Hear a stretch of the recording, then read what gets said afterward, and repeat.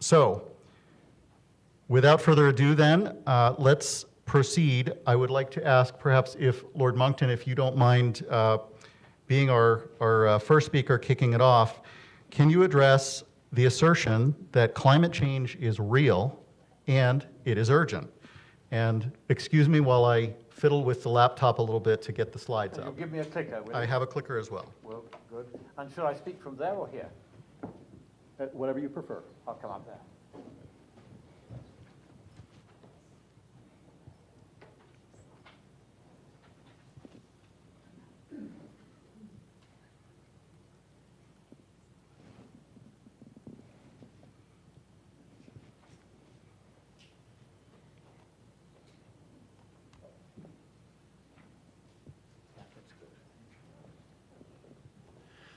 Well, the first question I'm asked to address is climate change urgent? Well, of course it is. We have no less an expert on this than Prince Charles. And of course, Alexandria occasionally correct.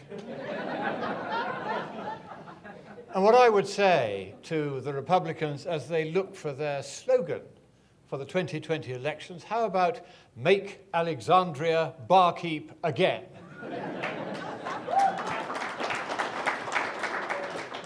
Well, now, as you will see from this slide here, supposed urgency is based on numerous exaggerated predictions. For instance, here is a slide which showed no global warming whatsoever between for 18 years and 9 months up to November 2015. None whatsoever, and yet a third of man's sins of emission had occurred over the same 18 years. Did this mean global warming had stopped? No, it's resumed since then. But what this does mean is that the rate at which it's happening is a great deal slower than they had predicted, and therefore, no, it's not as urgent as they had predicted. And here you can see that the actual warming rate over the last 30 years or so is a dazzling 1/8 of a Celsius degree per decade. It's not exactly something that's going to cause us to worry about rising sea levels or droughts or floods. This is simply well within the natural variability of the climate. And in fact, you can see that predicted warming on this sliding scale here is 3 times the warming that's been observed up until 2011. From 1850 to 2011, the green bar on the left there, that is what's actually been observed, and the red bar on the right of this sliding scale is what they predict as their central estimate. And the yellow and buff-coloured areas of that dial are the range, the huge range of predictions that they are making. And as you can see, they haven't a clue how much global warming there's going to be, and it's certainly way, way, way over the top. Now, they've also made a very interesting internal error, which is that there is a difference between the direct warming you get from adding greenhouse gases to the atmosphere straight away, and then the eventual or equilibrium warming you get after knock-on effects called temperature feedbacks have operated. And you multiply the original direct warming by a thing called the system gain factor, otherwise known as the closed-loop gain, if you're a control engineer, so as to convert that original warming into the final warming after feedbacks have acted. And if we do a sum based on their own estimates of net anthropogenic radiative forcing, the extra radiation knocking around in the atmosphere because of our sins of emission, and also the radiative imbalance, which is a measure of how much of that hasn't quite come through yet because of delay caused by the enormous heat capacity of the ocean. Are you with me so far? We will be testing you on this later. Well, their system gain factor is implicitly 1.3, and not the 3.2 they're telling us. And so what that means is that instead of getting 3.35 Kelvin or Celsius of global warming per doubling of CO2, we're only going to get 1.4 on the basis of their own data. So you can see that this urgency that they imagine arises purely from the fact that they are making predictions that are wildly inconsistent, not only with observation as we saw before, but here with the expectation that they themselves would come up with on the basis of their own published data. This is an extraordinary discrepancy, which of course is not reported in the mainstream media. So, faced with this astonishing failure of prediction, they quietly halved their medium-term global warming predictions between 1990 and 2013. The Intergovernmental Panel on Climate Change, IPCC, or IPCC as it's known. And what they didn't do is they didn't commensurately or at all halve their longer-term or equilibrium predictions. So you begin to see there is a deliberate dishonesty in all of this. Another thing we noticed was that the water vapor content of the upper air, about 6 miles up, which is predicted to increase by all the models, is actually declining. And this matters because that's where they think most of the extra knock-on warming, this feedback warming, is going to come from, only it can't because the water vapor is simply not there to do it. Here you can see they're predicted. This is called the tropical mid-troposphere hotspot. All the models predict this. None of them, in reality, are right because observations do not show that this hotspot exists. So we have these serious discrepancies between what is predicted, what is expected, and what is observed. And therefore, the conclusion from this is that until they have straightened out their own science, they have no case whatsoever for saying that climate change is urgent. Thank you.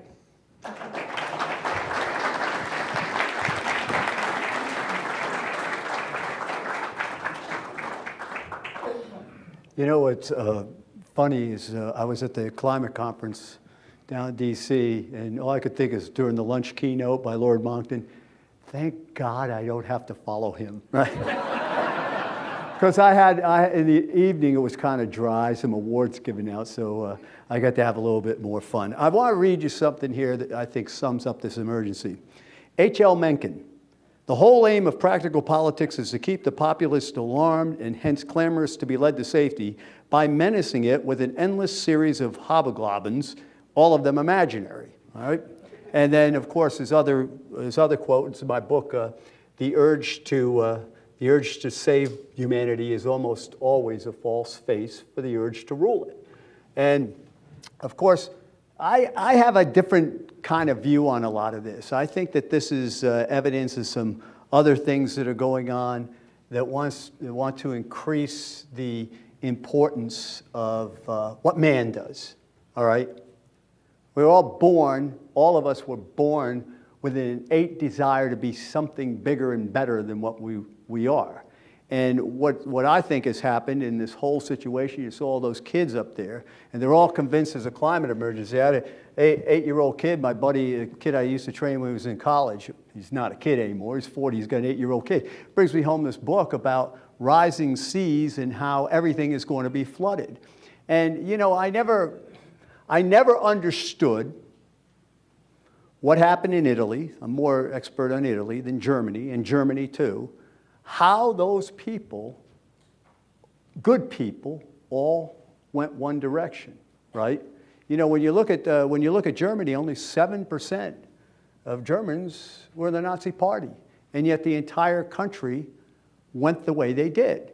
Now, I'm not trying to demonize the other side. You know, they call us Nazis all the time, but there's not much I could do about that. But I am saying that this mass movement to one side, I think, says to me that of course there's no climate emergency. It's a strategical thing. Now, for you folks, most of you are individual thinkers.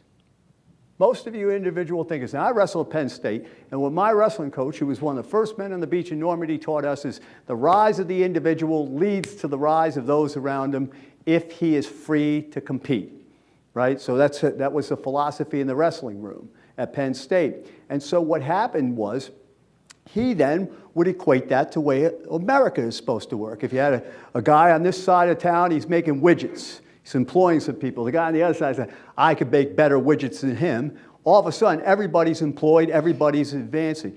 Fact of the matter is that nature works bottom up. Most things do, not top down. All right?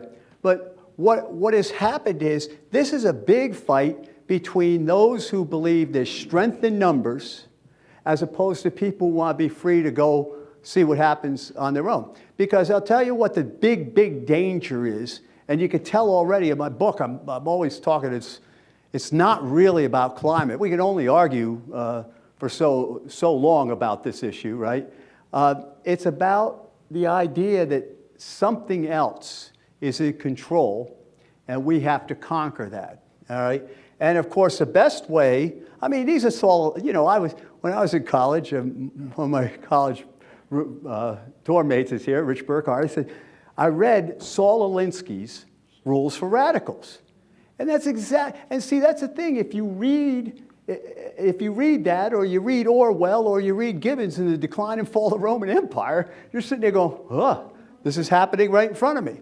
Now, I will say this. When my dad went to Texas A&M, and I lived down there, and I'll tell you, I had the best upbringing possible in that I had a father who was into the weather and encouraged me, and a mother that would feed me, all right? But my dad gave me this book, and I can't remember the exact name. I think it was Why the Weather. And there was a chapter in there on climate change. This is 8 years old, I'm reading this book. It says if the earth starts to warm, more moisture goes into the air, it warms up, but it doesn't warm up enough in the Arctic regions, so it snows more up there, right? Which has been happening. Northern hemisphere snowfall has been increasing, right? So what I'm watching in front of me, and then Penn State, I was at Penn State taking climatology, at that time was in the 70s, and the Ice Age was coming and all that other stuff was going on. They taught the same thing.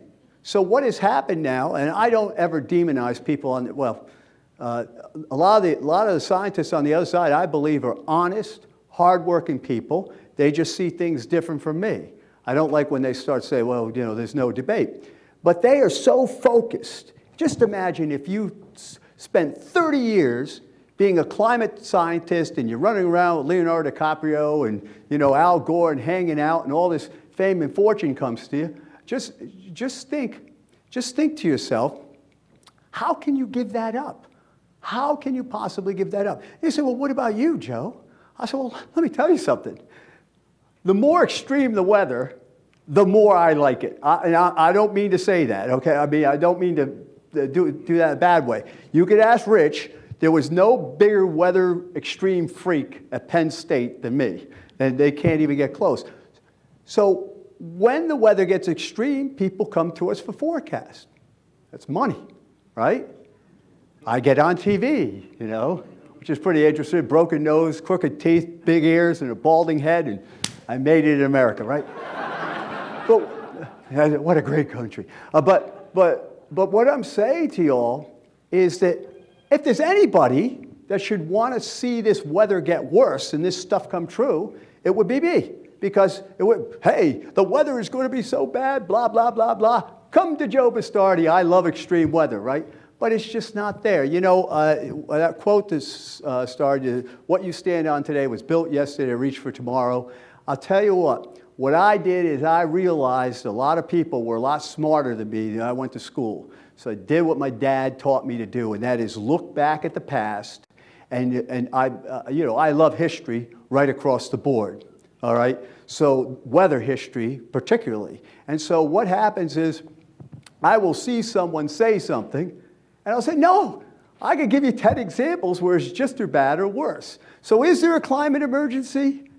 If you want to change the way our life is, you're going to push that. I don't believe it. There has never been a better time to be alive in the history of the entire planet. And just remember something, the warmer times were always referred to as climate optimums. Time has expired.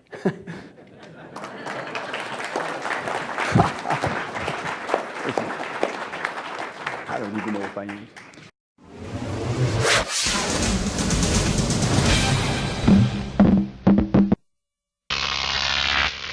Croc TV.